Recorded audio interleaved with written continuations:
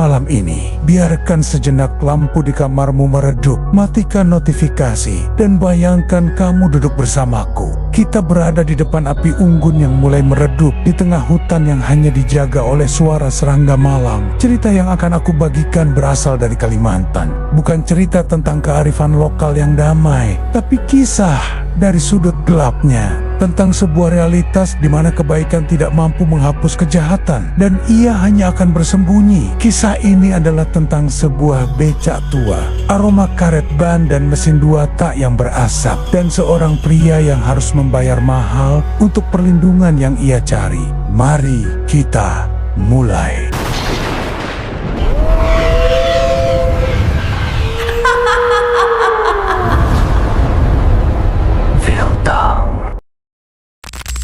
Di Kalimantan, ada jalan raya yang membentang seperti urat nadi yang dingin, menghubungkan kota-kota yang tertidur lelap. Jalanan itu sangat sepi setelah pukul 10 malam. Satu-satunya yang berinteraksi hanyalah suara mesin truk yang memecah keheningan. Aku ingat, aroma aspal basah dan udara hutan yang lembab selalu menyambut ketika melewati jalan lintas ini. Ada semacam rasa kekosongan yang aneh di sana. Masyarakat setempat punya cerita, tapi cerita itu seringkali dianggap bualan. Setidaknya sampai seseorang melihatnya sendiri. Mereka bilang, di jalan yang sama akan muncul satu pemandangan ganjil yang tidak pernah berubah. Sebuah becak motor tua berkarat dan suaranya seperti serangga yang terlilit kawat, dan di kursi pengemudi becak itu hanya ada pakaian yang mengemudi, sebuah kemeja lusuh dan celana panjang kotor di balik kemudi setang yang bergetar. Orang-orang menyebutnya si buta dari jalan lintas karena di atas pundaknya tidak pernah ada kepala. Ia hanya lewat, tapi kehadirannya adalah janji bahwa tidak semua cerita berakhir damai.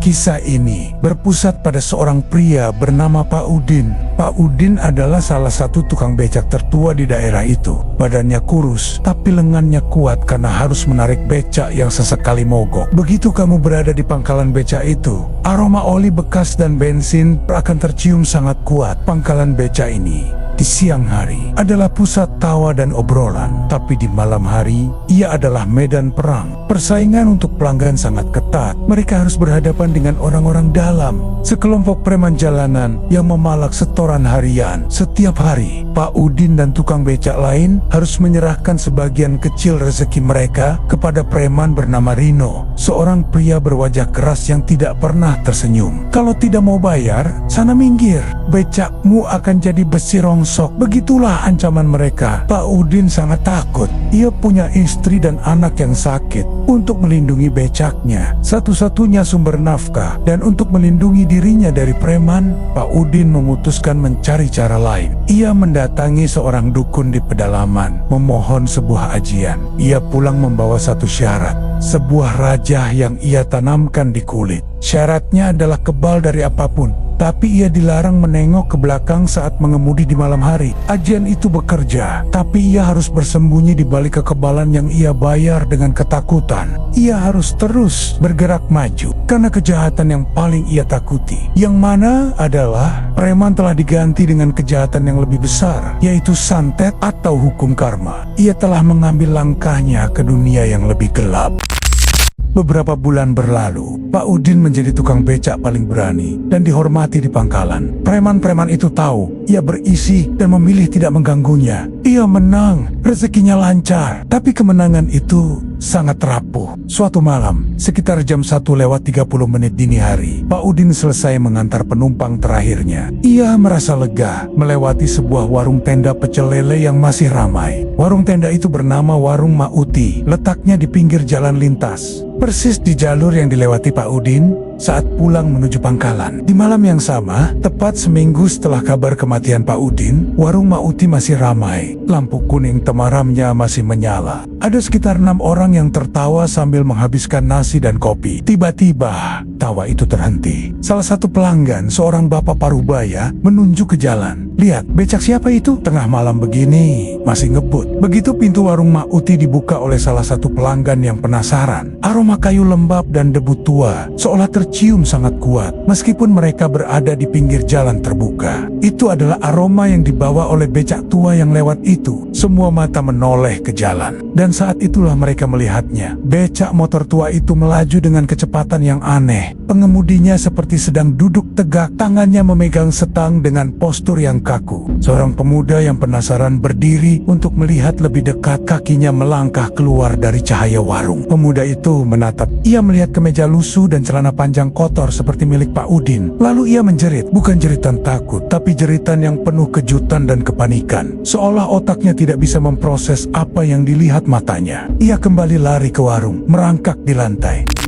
Kepalanya tidak ada, teriak pemuda itu, suaranya tercekat. Becak itu hanya lewat, tidak berhenti, tidak membunyikan klakson, hanya melaju lurus di jalan lintas yang gelap. Keramaian di warung itu langsung berubah menjadi kekacauan. Kejadian itu menjadi buah bibir. Teror bukan berupa ancaman fisik, melainkan penampakan yang disengaja, seolah arwah itu ingin dilihat, ingin mengingatkan bahwa ia masih hidup di antara mereka. Orang-orang mulai menyelidiki. Mereka bertanya ke pangkalan becak. Barulah terungkap bahwa seminggu sebelumnya Pak Udin ditemukan meninggal, bukan karena dibunuh preman, bukan karena kecelakaan. Ia ditemukan di gubuk kecil tempatnya beristirahat. Kepalanya tidak ada di sana. Secara resmi, polisi menyebutnya kasus bunuh diri yang aneh, seolah ada ritual. Tapi para tukang becak berbisik, Pak Udin telah melanggar larangan ajiannya. Mungkin karena lelah, mungkin karena penasaran. Di suatu malam yang sepi, Pak Udin menengok ke belakang. Misteri itu terungkap. Ajian kebal yang ia cari untuk mengalahkan preman ternyata menagih nyawa dengan cara yang lebih brutal. Preman itu, Rino, tetap hidup. Premanisme itu tetap ada. Yang menghilang hanyalah Pak Udin dan becaknya. Kejahatan yang ia takuti tidak menghilang, ia hanya menang dengan cara yang berbeda.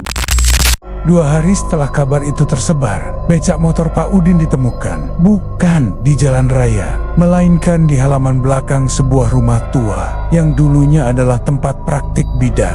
Sebuah tempat yang sepi, jauh dari keramaian.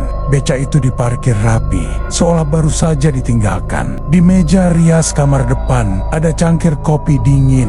Asapnya sudah lama menghilang, dan di dinding tertempel kalender tua yang sudah robek dan usang. Tidak ada yang tahu kenapa arwah Pak Udin sengaja memilih rute ramai untuk menampakkan diri. Tidak ada yang tahu kenapa ia menyimpan becaknya di rumah bidan tua itu. Yang tersisa hanyalah rumah bidan yang kosong, bau oli bekas, dan kopi dingin di meja rias. Di jalan lintas itu, becak tanpa kepala itu masih terlihat melaju. Kadang-kadang ia tidak mengganggu, ia hanya mengingatkan bahwa terkadang untuk melindungi diri dari kejahatan yang nyata, kita malah jatuh ke dalam perjanjian dengan kejahatan yang lebih besar. Kejahatan tidak pernah dikalahkan, ia hanya pindah tangan menjadi misteri yang terus berputar di balik kehidupan biasa. Apa yang sebenarnya dilihat Pak Udin saat ia menengok ke belakang? Dan apa hubungan becak itu dengan rumah bidan tua yang kosong? Saya tinggalkan Anda dengan pertanyaan itu. Sampai jumpa di cerita selanjutnya.